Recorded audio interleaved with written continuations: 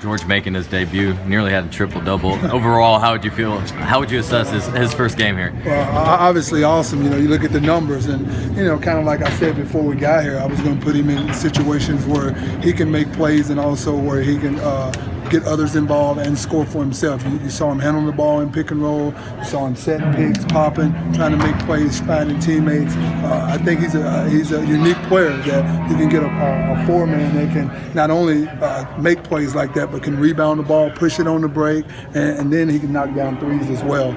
So I was very pleased with him today. I hate to say it, but he's been under control since we got him. Since we started practice. That was the first thing that we talk about. That not only that he's under control, but he's a very smart player, as you guys said. He does a good job of taking care of the ball too. And he understands what's going on the floor. And defensively, you saw him. He can get out and blitz and really disrupt pick and rolls and get back to his guys. So, terrific debut for him. You guys know Joe can score the ball. We all know Joe can score the ball. And it was the other things that we worried about, running a team. Not only that, and we know the defensive end. And I thought in his first game he did a pretty good job of that. He did have a little bit too many turnovers, and we did as a team as well. But I think he'll get better as the week goes on in understanding really what we want, and because he wants to come down and get his shot every time if he can. But we're trying to get him to give the ball up and trust his teammates that he'll get it back. And I thought that his teammates found him for some open shots, and he was able to knock those down.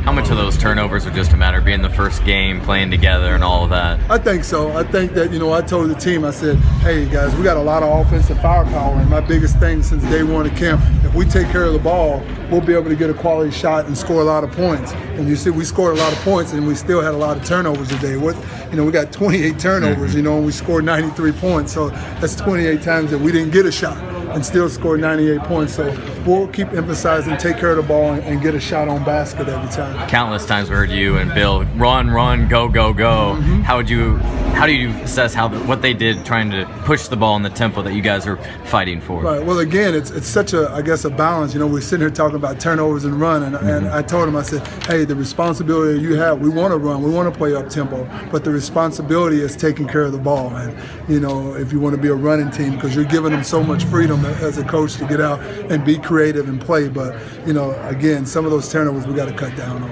I thought Glenn was good as well. I thought that he started off the game. I didn't think he was really good defensively. I thought he got beat off the bounce a couple times by Marble.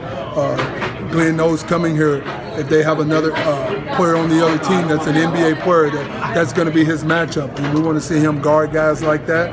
And I thought he did a good job. He kind of got Marble under control and did a better job of cutting down penetration and playing defensively, playing well defensively. And another thing, we know he can run off screens and score and get out on the break and score.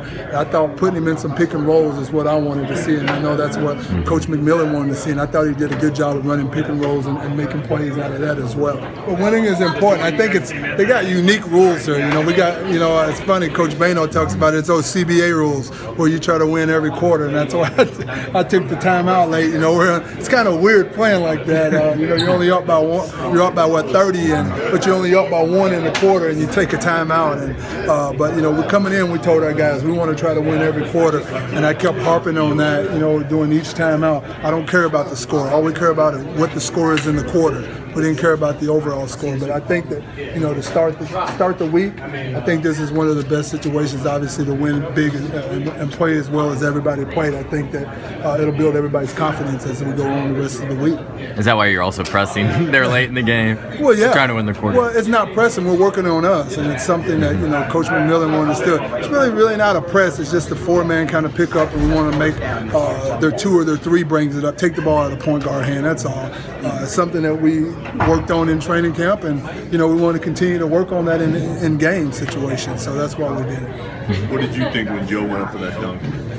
Well, it's funny because I knew he was going to make it because he jumps better off the wrong leg, and I know people who watch Joe play, he jumps better going to it off his right leg with his left hand. So I knew he was going to make it, but I was just hoping that he didn't hurt himself seriously because I know this is a big week for him, and we got 4 more games, and we need him in there. We want to see him playing. What did he say when you called that timeout? Did he say he's 100%? Yeah, I said I got a sub for you, and he sat down and he said, "No, if I get a sub, I'm just going to get stiff." So I said, "All right, get back out there and keep playing."